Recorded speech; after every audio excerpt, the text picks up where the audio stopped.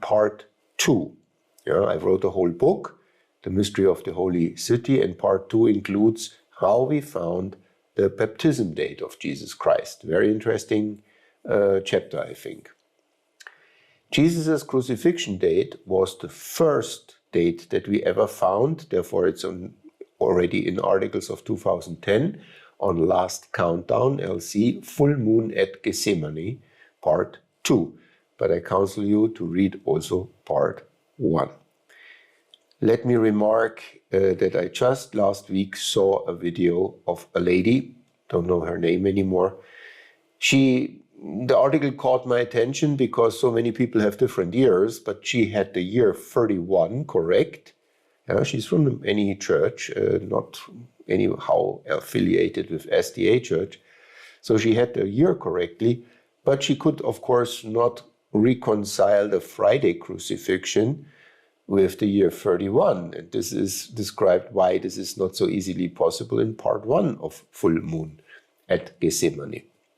It is simply because the people take not into account the rules, how the year have begun, and you need the barley harvest test to understand how the year begins. And you have also to take into account the equinox.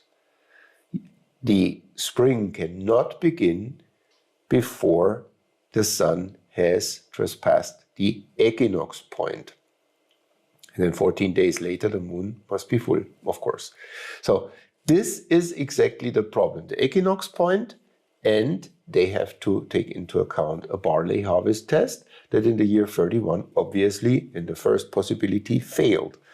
And this date taught us then the correct year beginning, and so we can have the other dates correctly, which other congregations do not have, because they never found out the crucifixion date.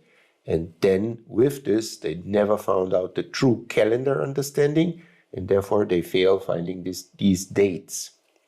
So crucifixion date was May 25, AD 31. And the lady had Wednesday as a crucifixion date. This is exactly what I don't like, that if they cannot find it correctly, then they start to change the understanding of the biblical record. We know that Jesus was crucified on a Friday and he resurrected on a Sunday, the first day in Jewish understanding of the week. This is in the biblical record. You cannot change that. Then they miss out also, when they have a Wednesday crucifixion, they miss out also the understanding of what a high Sabbath is, according to John 19:31. A high Sabbath occurs then when a ceremonial rest day, a Sabbath, falls upon a seventh day Sabbath. So this makes it a double Sabbath, a high Sabbath, called only in John 19:31. And therefore, this is where our name comes from, the high Sabbath Adventists, because we understand the calendar.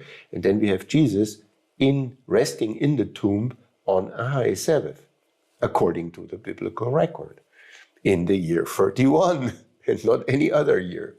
So Jesus' resurrection is then easily calculated with the crucifixion date. It must be 2 days later, respectively 3 days inclusive later, which makes it May 27, AD 31.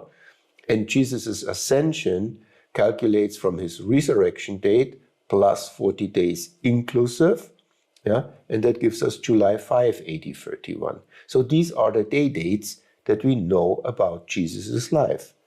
But what we never really checked out was, how does this fit together with our understanding of the two witnesses with their 4 parts, with the 2 candlesticks and the 2 trees?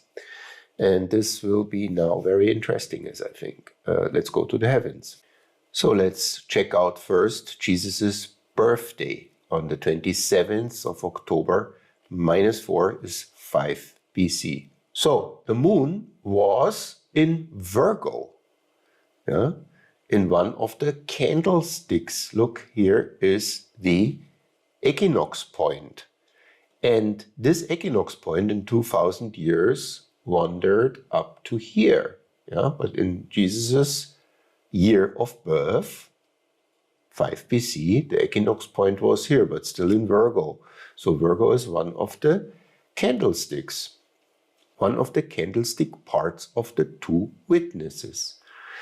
There was the sun, the other clock hand of the Mazaroth, of God Father's clock. The sun was in Libra. Does this situation remind you on any Bible verse? I am reminded on Malachi 4:2, which reads, "But unto you that fear my name shall the Son of Righteousness arise with healing in his wings, and ye shall go forth and grow up as calves of the stall." So the Son of Righteousness, the sun that is in Libra, which is the balance of righteousness, is of course Jesus. And the sun was just at one extreme point in Libra. The next day, it would have not been the sun of righteousness anymore. It's the last day, the 27th of October in the year 5 BC. And the moon was in one witness. Why do we not have a tree there involved? A tree is in Orion. The club of Orion is one of the trees, and you will see very soon in the crucifixion scene, you will see why the trees are the trees of the crucifixion. And we have the other tree part on the other side of the galactic equator, which is then in midst of the enemies. It's the Sagittarius A region. So in Sagittarius, of course. So here we do not, at Jesus' birth, he was not crucified. So we have one witness there for the birth of the Son of Righteousness. It's the church. And it is, of course, a virgin shall give birth. This is an old prophecy, of course, of the Old Testament already. The Virgo, the virgin gives the birth. There must be at least one of the two clock hands of God Father's clock, the moon in this case, be in Virgo for the birthday of the Son of Righteousness. But no tree, because he was not crucified at that time. But wait a second. Can we be so sure that Libra has nothing to do with the four parts of the two witnesses? Have a very exact look to the equinox point here in Virgo that has a special symbol. And this symbol is not Virgo's symbol. That's a symbol of another constellation. That's the symbol of Libra. Why is this the symbol of Libra? Let's go again to the biblical text. The text that gave us the hint to research the time of Jesus' crucifixion has another hint inside. It says not only where also our Lord was crucified, but also a street of the great city, which spiritually is called Sodom and Egypt. The word for street is indeed a different one, or a different meaning. It's in many Bibles, it is translated street, but indeed it is G4113, and that is an open square. And what is an open square? A square is a geometrical form that has four sides, equal sides. But an open square must have open areas between the four sides, so that always there's an open space. How is this to be understood?